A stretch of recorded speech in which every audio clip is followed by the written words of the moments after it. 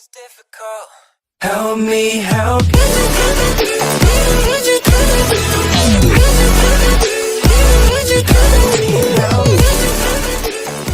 Hello everybody, welcome to another Roblox Studio tutorial video.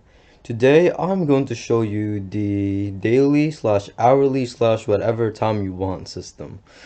So our video reached 8 likes, somebody commented, and I'm here to, well, do a step-by-step tutorial. Well, explain what I did eventually, and put the model in the description below.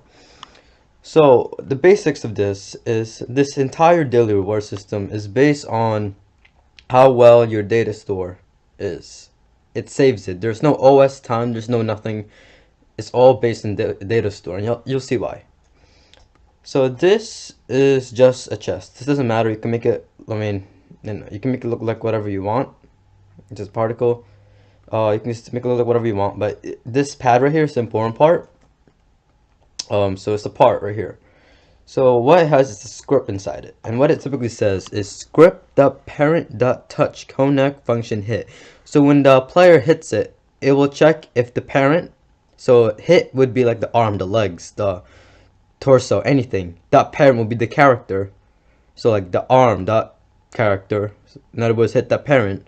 Find first child, the humanoid. So it will go to the character, then find first child if it's humanoid. So if it's a humanoid, aka if it's a player, then it will do the function, which is local p equals game the players that get player from character, hit the parent, and if p then, so if it's a player, then it would do local replicable, which is the daily reward event, a remote event.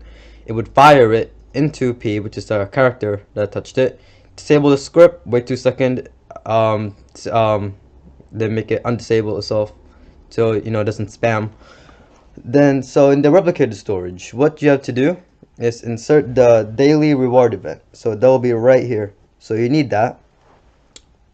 Now here comes the fun part. This is the daily reward GUI. That's right, the daily reward GUI. What is this? I'll show you. So the frame at the moment, it's hidden, if I remembered from last time. Here we go. Let me just copy that. 1110 oof. I think it's hidden. What? Alright, 1010. Alright, here we go. And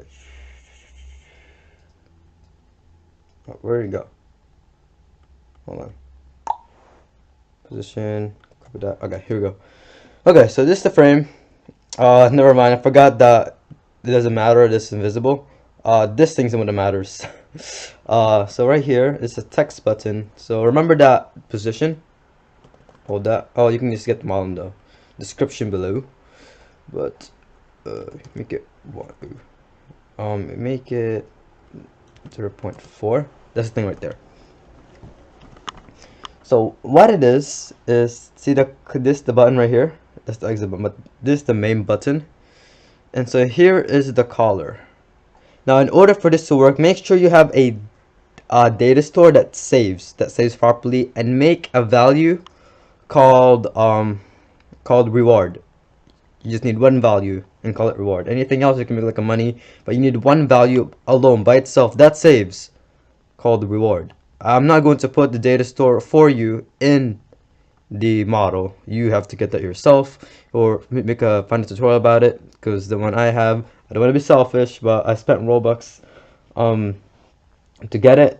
So yeah, anyway. So yeah, so hopefully you have a working data store. You know what? Fine, I'll give it. I'll put it in the description. I'll put it in the model. Alright, so the collar. What the collar is when the when the player hits the pad, yeah, if I was a remote event, and it'll be called here. The check, you'll see what that one's for.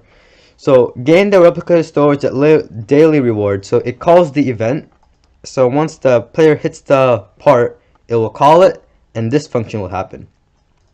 Local daily, game that plays local player, the leader stats the reward. So that's the reward.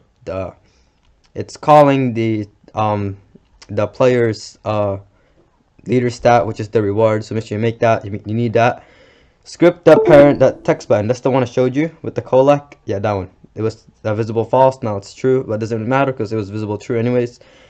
Then this tween position. So this is this will just move the this thing right here into the left. So we don't actually need that anymore since you guys get the gist of it. Alright. So it calls that.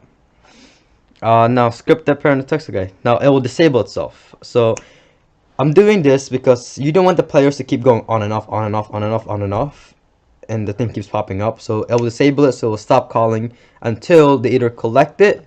No, until they even press the button. It will undisable itself until they press the text button. To check. This makes sure. You'll see. Okay, I can get. You don't need to know this one for now. You need to know this one though. All right. So when they click the text button to collect, these are the functions. Script print mouse button one click. Local value, which is the reward again. If the reward dot value is less than or equals to 0, this means that if the reward, aka the time, the reward that I told you to make is actually the 60-minute whatever time you want, make sure it's defaulted to 0. You want the script to change it, and do not mess with it. If the reward value or the time is 0, so when stop saying aka. So when the 60 minutes hits 0, if it's a new player, it will still be 0. These are the functions it will do. So first, you need to make 2 remote events: reward 1 and reward 2. You got that? Reward 1, fire it. Wait 0.5 seconds. Reward 2, fire it. Make the text, script depend on text, the text button text. Instead of going to collect, it will go collecting reward. Wait 1, then it will hide itself, go back to the right. Wait 1, make it visible equals false, and then undisable the caller. So that's what I said. Until they press that button, this text button, this thing will be disabled. Else, if the reward value is not equals to or less than 0, that means it's more than 0. It could be 1 minute, 2 minute, all the way up to whatever minute. It just has to be greater than 0. It will not fire this event. These 2 events are the things that will give the player the money or whatever you want. It will say script the parent text equals wait the value 1 the value or the reward value. So it will say wait, then it will display the reward value. So like wait 5, then dot minutes. It will just say wait 5 minutes, wait 7 minutes, wait 8 minutes. Wait 1, go. I will hide the button again, make it visible false, and we'll go back to the text collecting reward. So that's as simple as I can explain it. Now there we go. Oh boy. This one's disabled. Yep, I know. Okay. This is the check. But before we get into that, let's see. Local value less greater than 0. Local route fire route 1.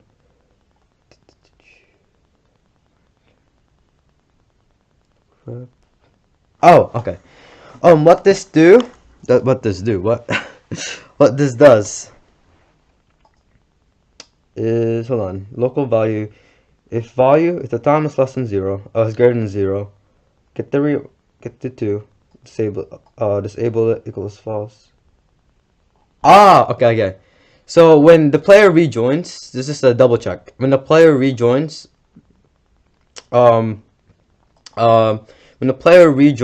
it will check if the value is still greater than 0. If it is, it will I don't know why I put these events, but it will undisable this script, and this is also, see, wait, 60, that's 60 seconds. 60 seconds equals 1 minute. Every minute it will fire the leader stats that reward. It will subtract 1 from the value, so this makes sure that it will never stay at 60 minutes or an hour or 24 hours forever. It will always go down no matter what. So that's what it does. Lastly, is in the server script. There is the rebirth, script respawn,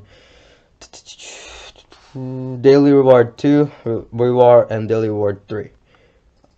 Daily reward is actually just, you know, that's when the reward 1 is called. So local value equals but the cash is coupon m. Value.1.value equals 60, so it will reset. So when they click it, we collect it, it will make the leader stats value back to 60, so they can't, you know, they can't get the 500 plus cash again and again and again. So it will make that time go back to 60. So when you want it to be 24 hours, just do, there's 60 minutes in an hour, and there's 24 hours, so 60 times 24. Yeah, 60 times 24. Do that. And that should be 100 and, hold on. Okay, so 60 times 24. Oh no, we should do 24 times 60. 24 times 60 is 144. Okay, let's get the calculator. All right. 60 times 24. Yeah, 144. Or one, I forgot to add up 10. So 1440 minutes. Got that out of the way. Reward 2 calls the second reward 2 event. This the thing that subtracts the value by 1. So that's the timer right here. That's the one that keeps subtracting 1, 1, 1. It will fire the reward 2 event, which will subtract the value. Remember, you cannot control the leader stat. Never control it in a local script. Only in a server script. Oh, it will mess up everything. Trust me. I've learned that lesson the harsh way.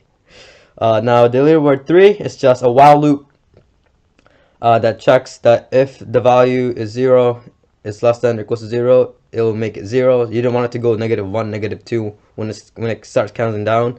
Remember, the timer keeps going down by 1 minute every by 1 value every minute, and once it reaches 0, you don't want to go -1. So this will make sure it's 1. And I think that's it. If you have a working data source system, so you know, right here, that's the one I made. I'll, you know, put it for you guys. That's fine. And yeah, everything else is just, that's the make sure this is the thing that I paid for. Yeah, that's it. Yep. Alright guys, I'll see you guys. Oh no, wait, no, wait, I forgot one thing. Aha, the time displays how long you have to wait. Alright. The service GUI, 60 minutes. I think, hold on, I think it's in server script service.